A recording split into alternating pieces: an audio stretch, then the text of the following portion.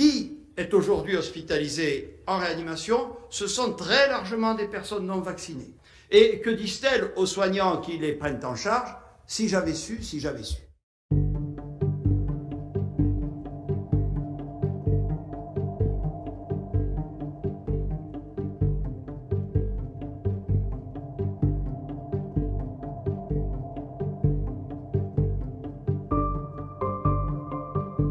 Nos hôpitaux commencent à monter en pression, alors même que les équipes sont très fortement éprouvées par près de 2 années de lutte contre la Covid.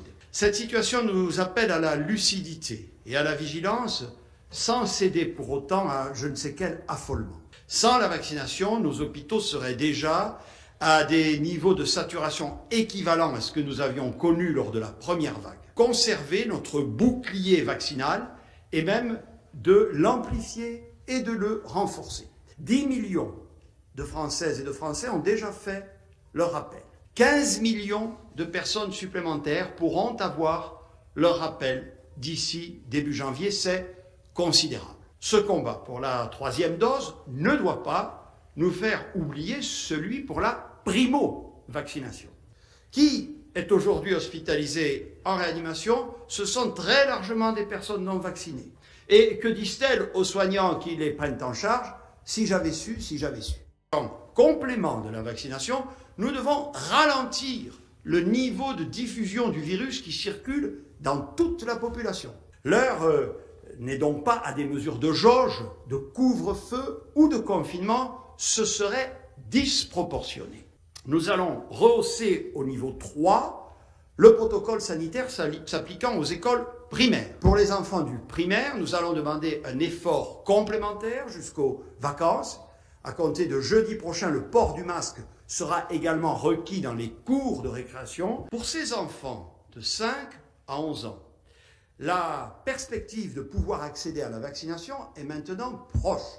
Nous disposons de tous les feux verts des autorités sanitaires et même de recommandations des autorités sanitaires pour ouvrir sans tarder la vaccination pour les 5 à 11 ans qui sont atteints de maladies chroniques qui les exposent à des risques de faire des formes graves. Environ 350 000 enfants sont concernés. Par ailleurs, et sous réserve de la validation finale par les autorités sanitaires, nous organisons toute la logistique pour pouvoir, le moment venu, commencer sans délai à vacciner les enfants, les autres enfants, ceux qui ne sont pas atteints de fragilité, c'est-à-dire environ 6 millions d'enfants âgés de 5 à 11 ans.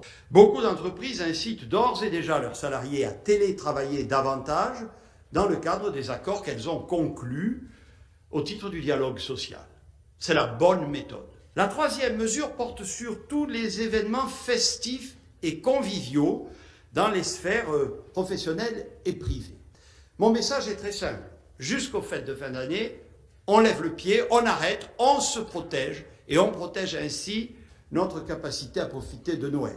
Pour ce qui concerne les manifestations et événements en extérieur, comme les marchés de Noël, les protocoles devront évoluer sous le contrôle des préfets pour que les conditions de consommation de produits alimentaires soient strictement encadrées et réservées à des zones soumises au contrôle du pass sanitaire.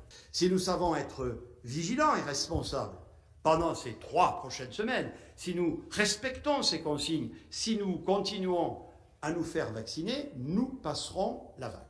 Enfin, et c'est la seule exception que nous ferons à notre principe de ne pas restreindre d'activité, nous fermerons les discothèques pendant les 4 prochaines semaines.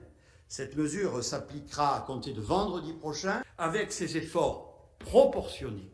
J'ai la conviction que nous sortirons de cette 5e vague comme nous avons réussi à le faire pour les précédentes.